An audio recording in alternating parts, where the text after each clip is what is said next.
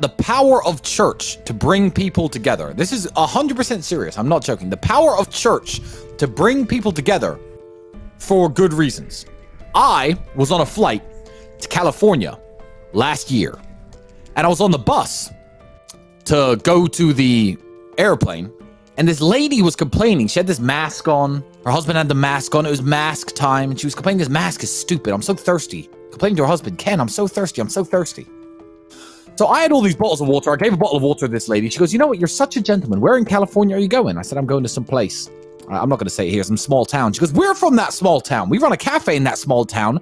Come and stop by and you can have breakfast when you're at the cafe. I thought, you know what? Let me just go. So these two lovely people, Linda and Ken, their name was, I had breakfast with them. I went to church with them because it was a Sunday morning.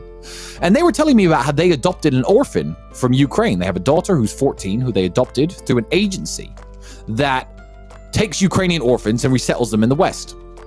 So, I'm in touch with Linda and Ken a little bit on Instagram. Wonderful people, two of the nicest people I've ever met. And they said to me when this war broke out, Tristan, we have some problems. The agency in which we adopted our daughter from is having problems getting people across the border to Romania. They're having all sorts of issues. So if you look on my Instagram, I'm going to post it again, actually, because I posted it a few days ago.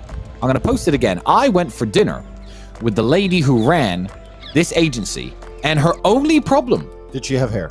She did have hair. She was a 50-something-year-old woman, but she had hair. I don't sit with women with no hair, Andrew. And her only problem, and I said this to Andrew, was this. Logistically, she was doing everything right, but she had everyone here in Bucharest. And she said, Tristan, I need somewhere to keep these orphans. I need somewhere to keep them because I can't get them to the United States. I said, why can't you get them to the United States? She said, plane tickets are expensive. I went, money? Money is your problem? So in a couple days, she's promised me photographs. There's going to be big group pictures. I'm going to blur everyone's face out, of course. I only post this stuff to inspire others to do good things. Me and Andrew have flown, I think, 20-something Ukrainian orphans over to the United States to be settled into new homes. We weren't going to leave them here in Bucharest. We could have taken care of them here, given them somewhere to stay. But they're all in the United States, I think, as of tomorrow and the day after.